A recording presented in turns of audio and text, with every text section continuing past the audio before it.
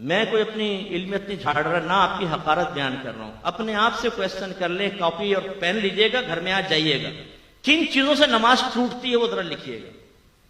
آپ کو خود پتہ چل جائے گا. آپ شاید ایک آدھ چیز ہی لکھ سکیں گے, کوئی چلو وضو ٹوٹ گیا, نماز ٹوٹ گئی, ٹھیک ہے. اس کے بعد ذہن خالی. کیوں؟ ہم نے سیکھا نہیں نا. یاد رکھیں کہ جو علم سیکھے بغیر بعض اوقات نماز پڑھتا ہے, میں نہیں کہتا ہوں, آپ کے نبی ارشاد فرماتے ہیں ایک بندہ 60 برس تک نماز پڑھتا ہے لیکن اس کی ایک بھی نماز اللہ کی بارگاہ میں مقبول نہیں ہوتی, اس لیے کہ وہ رکوع صحیح کرتا ہے تو سجدہ غلط کر دیتا ہے, اور سجدہ صحیح کرتا ہے تو رکوع غلط کر دیتا ہے. سرکار مسجد میں بیٹھے ہوئے ہیں, ایک دیہاتی صحابی جن کو اعرابی کہتے ہیں وہ آئے, نماز ادا کی, آ کے سلام کیا. سرکار نے سلام کا جواب دیا, پھر فرمایا صلی فإنک لم تصلی, تو نماز پڑھ کیونکہ تو نے نماز نہیں پڑھی. بڑا حیران ہوا, گیا پھر نماز پڑھی, پھر آئے, سرکار نے سلام کا جواب دیا, فرمایا یہی جملہ, جاؤ دوبارہ نماز پڑھو. پھر گئے, نماز پڑھ کر آئے, سرکار نے فرمایا تو نے نماز نہیں پڑھی, دوبارہ پڑھ. کہنے لگے یا رسول اللہ مجھے تو ایسے ہی آتی ہے, آپ تعلیم فرما دیں. اب وہ کر کیا رہے تھے؟ علماء نے اس کی تشریح بیان یہ کی کہ رکوع کے بعد سیدھا کھڑا ہونا, اس کو قوما کہتے ہیں, یہ واجب ہوتا ہے. سیدھا کھڑا ہو کے کم از کم ایک بار سبحان اللہ کی مقدار آپ کو کھڑا ہونا ہوگا, پھر آپ سجدے میں جائیں. ایسی ایک سجدے سے جب ہم اٹھ کے بیٹھتے ہیں اس کو جلسہ کہتے ہیں. اس میں بھی کم از کم ایک بار سبحان اللہ کی مقدار بیٹھیں گے اور پھر اس کے بعد ہم دوسرا سجدہ کریں گے. سبحان اللہ منہ سے کہنا نہیں ہے, جتنی دیر میں سبحان اللہ ہوتی ہے اتنی دیر بیٹھے پھر اگلا. اب ہمارے بھائی کیا کرتے ہیں, رکوع میں گئے, یہ اٹھے فوراً, اور نماز پڑھتے ہوئے تیزی سے دیکھیے گا یوں ایک سجدہ پورا نہیں اٹھے گا, پھر فوراً. اتنی تیز نماز پڑھتے ہیں بعض, خاص طور پہ بچے جن کو گیم سے اٹھا دیتی نا, امی نماز پڑھو, کم وقت تو گیم بند کروا دوں گی. اچھا امی پڑھ رہے, ان کی نماز کی سپیڈ آپ دیکھیں.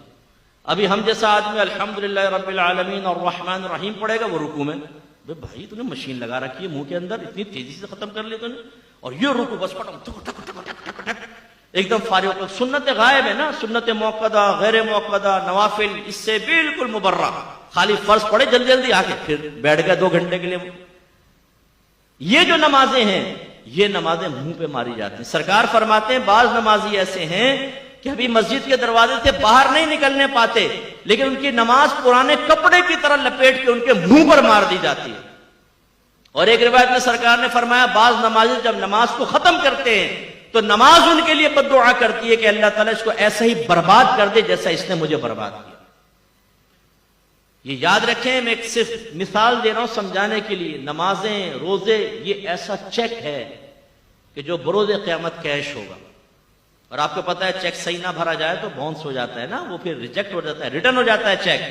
ایسے اگر اللہ تعالیٰ کی بارگاہ میں یہ عبادات مطلوب شرع کے مطابق ادا نہیں کی تو یہ رد ہیں. میدان محشر میں پہنچیں گے تو پتہ چلے گا کہ تیری تو 40 سال کی نمازیں برباد, تیری 30 سال کی نمازیں برباد. کیا فائدہ ہوگا اس کا؟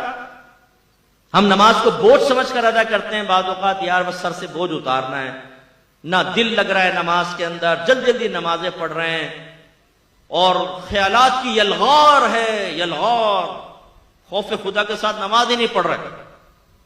حالانکہ آپ کے نبی نے ارشاد فرمایا جس نے 2 رکعت نماز, زیادہ نہیں, 2 رکعت نماز ایسے ادا کی کہ اس میں دنیا کا کوئی خیال اپنے قلب میں نہ لایا, وہ گناہوں سے ایسا پاک و صاف ہو جائے گا جیسے آج ہی اپنی ماں کے پیٹ سے پیدا ہوا.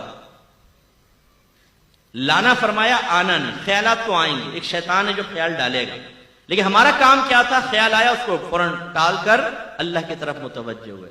اللہ کی طرف متوجہ ہونے کا مطلب کیا ہے؟ تو ذات باری تعالیٰ کا تصور تو نہیں آئے گا نا بھائی ذہن میں. جو نبی نے فرمایا تم ایسے نماز پڑھو جیسے تم اللہ کو دیکھ رہے ہو. اگر تم اللہ کو نہیں دیکھتے تو وہ تو تمہیں دیکھ ہی رہا ہے, تو اس کے دیکھنے کا یقین ذہن میں حاضر کریں. یا پھر جیسے مدینے کا تصور کر لیا, مکے کا تصور, موت کو یاد کر رہے ہیں, میدان محشر, پل صراط, جنت, دوزخ, یہ ذہن میں لا رہے ہیں. یہ دنیا نہیں ہے, یہ آخرت. یہ خیالات آ جائیں, اور اسی طرح اگر کوئی خیال آ گیا زوجہ کا, بچوں کا, کرکٹ کا, کاروبار کا, جیسی آئے فوراً جھٹک دیں. یہ نہیں کہ آپ سوچنا شروع کر دیں. تراویح میں کھڑے ہو گئے ایک نوجوان اور پی ایس ایل سٹارٹ ہو گیا, بولنگ کرا رہا ہے, بیٹنگ کر رہا ہے پوری, اور میچ بھی جیت گیا, ٹرافی بھی اٹھا لی. لیکن جیسے ٹرافی دینے لگے امام صاحب نے کہا اللہ اکبر, ٹرافی غائب. تو رکوع کرنا پڑا. تو یار ابھی ٹرافی بھی مل جاتی. ایک کنجوس آدمی تھا, اس کو وہ نماز اس کو مسجد میں پہنچا تو جماعت نکل گئی، تو بڑا افسوس کرنے لگا. لوگ بڑے متاثر ہوئے، کہا کہ ہمیں آپ کے جذبے سے بہت سیکھنے کو ملا ہے کہ آپ کیا جماعت نکل گئی اتنا آپ دکھ کر رہے ہیں. کہا بھائی یہ بات نہیں ہے، مسئلہ یہ تھا کہ جب امام صاحب کے پیچھے نماز پڑھتا تھا نا تو اپنے دکان کا پورا حساب آرام سے کر لیتا تھا. اب امام صاحب اکیلے نماز پڑھوں گا تو حساب کے علیحدہ ٹائم نکالنا پڑے گا، میرا وقت نکل جائے گا. تو یہ صورتحال ہوتی ہے کہ جو چیز ہمیں کہیں یاد نہیں آتی آپ آزما کر دیکھیے گا وہ نماز میں یاد آئے گی. اسی لیے ایک آدمی امام اعظم ابو حنیفہ رضی اللہ تعالیٰ عنہ کے پاس آیا، کہنے لگا حضور میں نے کچھ اپنا خزانہ دبایا تھا، اب بھول گیا کہ کہاں دبایا تھا، کیا کروں؟ فرمایا علاج تو بتا دوں گا لیکن تو کرے گا نہیں. کہا کہ جی کیسے نہیں کروں گا، آپ بتائیں، کیونکہ اس کے لیے تو ہم تیار ہیں نا. اگر میں کہوں 5 وقت نماز پڑھیں، داڑیاں بڑھائیں، دین علم کے دین سیکھیں، اللہ آپ کو جنت دے گا، ہم میں سے بہت سے کہیں گے ہاں کیا صحیح رہے بالکل، اللہ ہمیں توفیق دے گا، توفیق دے. اور اگر میں کہوں میں آپ کو وظیفہ دے رہا ہوں 100 مرتبہ آپ کو پڑھنا ہے، 100 مرتبہ فجر کی نماز کے بعد، اسی دن آپ کو 1 لاکھ روپے نہ ملے تو فقیر کا گریبان پکڑ لیجیے گا. آپ کہیں گے مفتی صاحب اگر گھر میں چائے پی لیں تو بڑی مہربانی ہوگی. پھر آپ اس کو پوچھیں گے، پوچھنے کے بعد اگر میں یہ بھی کنڈیشن لگا دوں کسی نے شور کر دیا نا یا آپ بھول گئے گنتی، ختم، دوبارہ شروع، تو آپ اس کمرے میں داخل ہونے سے پہلے گھر والوں کو کہیں گے کوئی آئے نا ٹانگیں توڑ دوں گا، تم لوگ کم وقت ہو، نکل جاؤ، بچوں کو باہر نکالو گھر سے. اور مصلی پہ بیٹھ کے ایک ایک دانہ یہ ہمارا استغراق ہے. کیوں کہ مادی شے ہمارے سامنے آئے تو ہماری کامل توجہ ہوتی ہے، اور آخرت کے بارے میں کہیں تو بالکل بھی نہیں ہوتی.